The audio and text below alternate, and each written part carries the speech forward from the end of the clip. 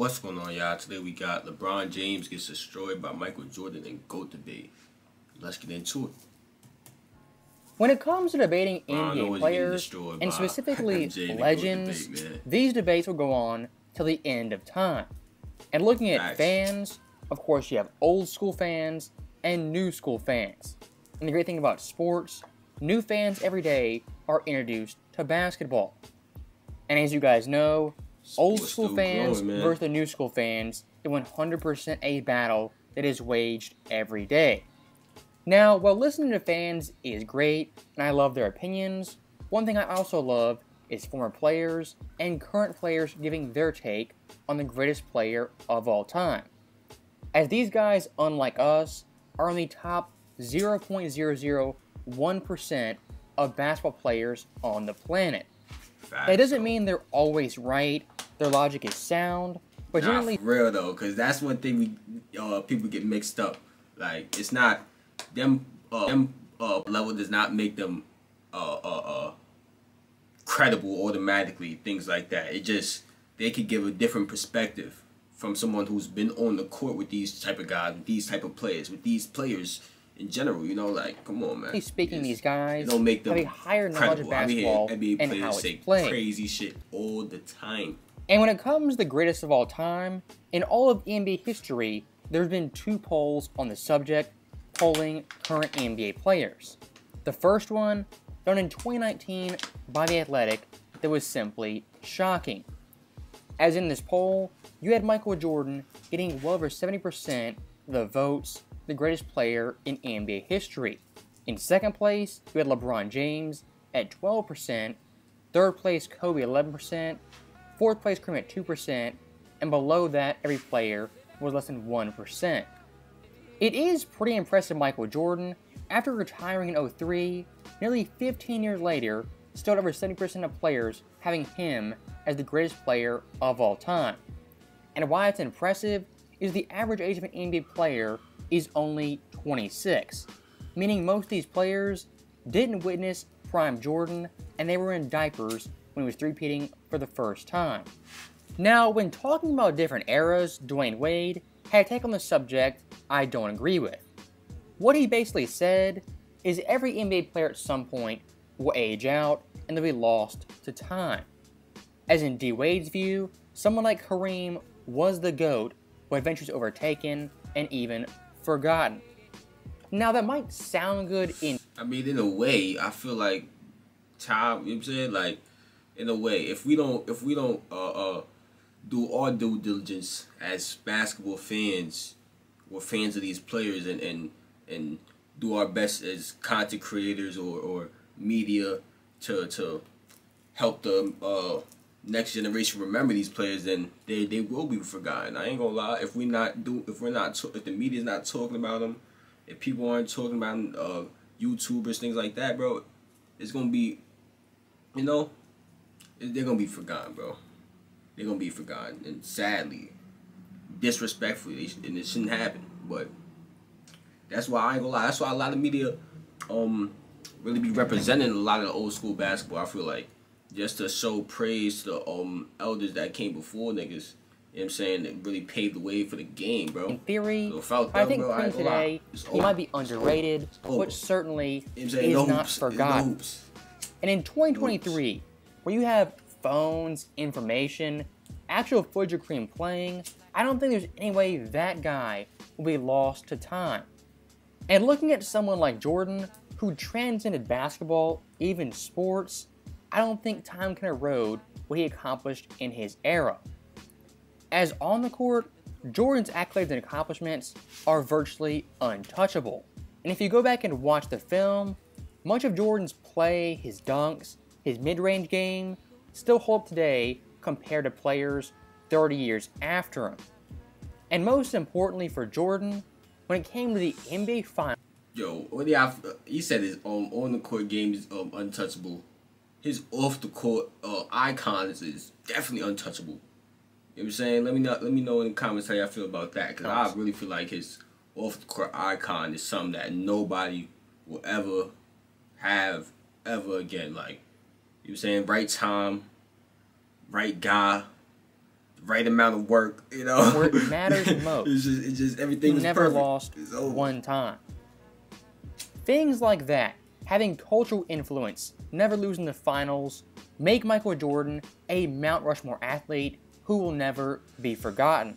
Yeah, facts. Now, that first poll I showed you guys was from 2019. And in fairness to LeBron James, since that poll... How we gonna remember Mike? We're gonna remember Mike because people are always going to talk about Mike because how great he was, you know? That's just what I said, bro. I'm telling you, if we're not talking about these players, if the media's not giving these players the praise that they deserve, they'll sadly be forgotten, bro. He's added some hardware to his trophy case, winning one more championship, one more Finals MVP, making 4 more All-Star games, averaging 29 points per game twice, leading the NBA in assists, and most importantly, breaking Kareem's all-time scoring record. Since 2019, when that first poll was done, LeBron James has been simply fantastic as an individual player. And looking at the most recent poll, done in 2023 by the same outlet, it once again was pretty shocking. As at number 1, you had Michael Jordan getting nearly 60% of the vote, LeBron James 33%, Kobe 7%, and the rest votes getting less than 1%. Yes, in some regards, LeBron James has quote-unquote closed the gap. But looking at Jordan, still overwhelmingly, he's viewed as the greatest of all time by guys who didn't even see him play. And to give some perspective, LeBron James right now is 38 and was born in 1984. 1984 was the year Michael Jordan was drafted.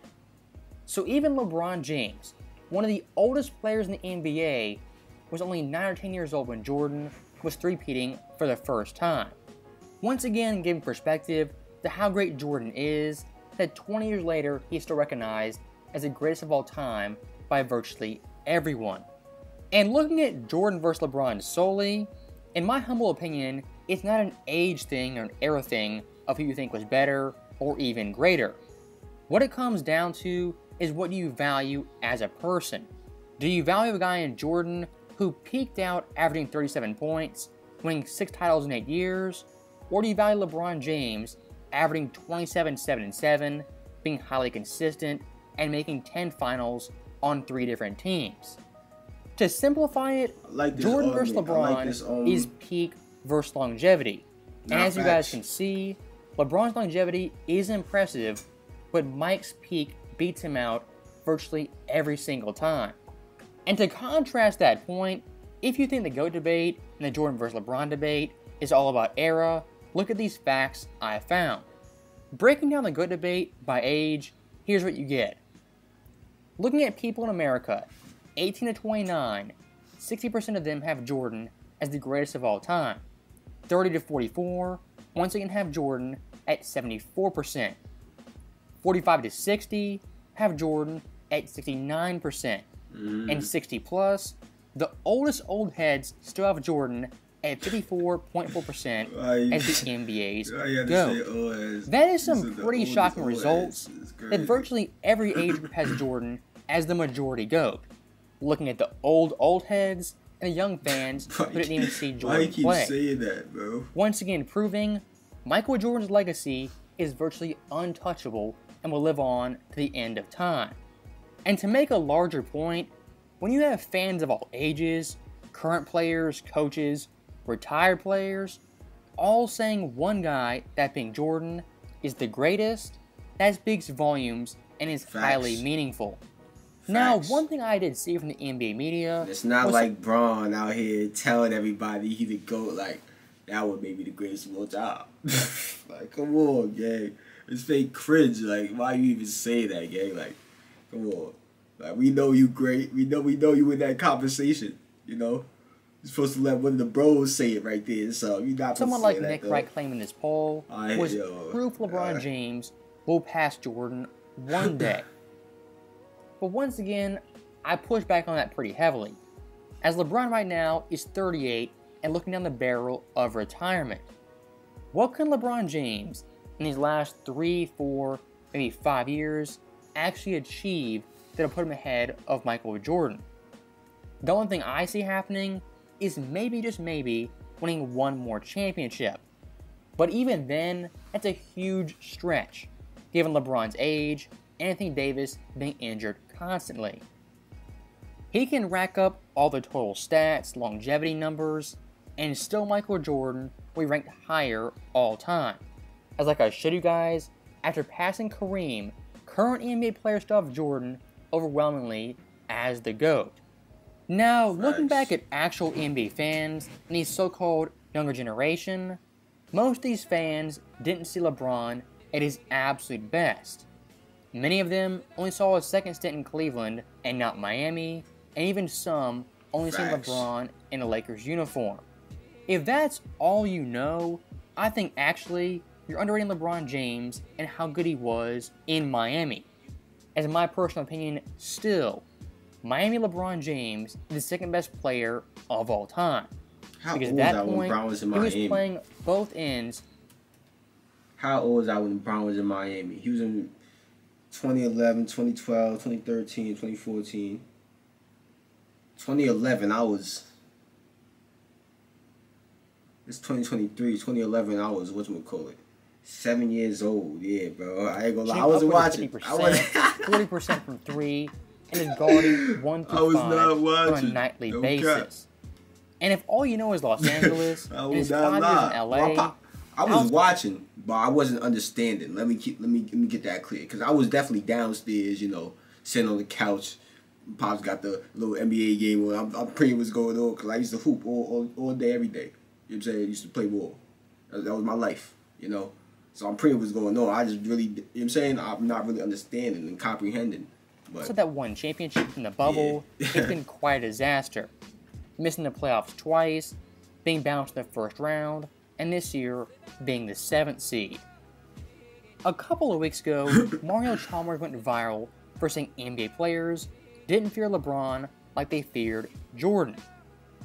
And look, you can debate that all you want, but someone like Dylan Brooks going at LeBron this hard, would that happen to Jordan in his era? I think he just said nobody I highly doubt it did, and I highly doubt it would if he played today. And look, I do want to clarify, Jordan in the 80s and 90s faced trash talkers and his fair share of fiery competitors.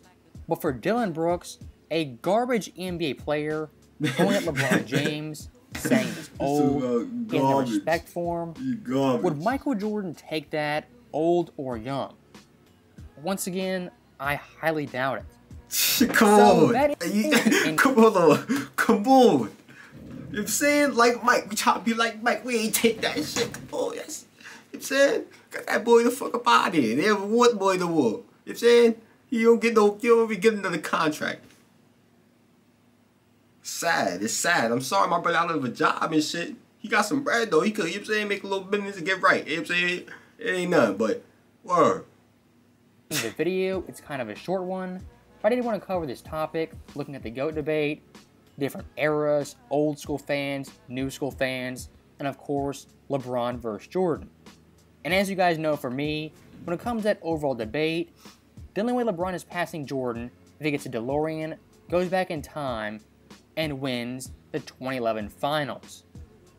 So, as always, thank you guys for watching. Hope you enjoyed it. And that's the end of this one, y'all. If y'all enjoyed, you know what to do. Like the video. Click on the last reaction, turn on post notifications, subscribe, comment which one we react to next, and I'm out of here, man.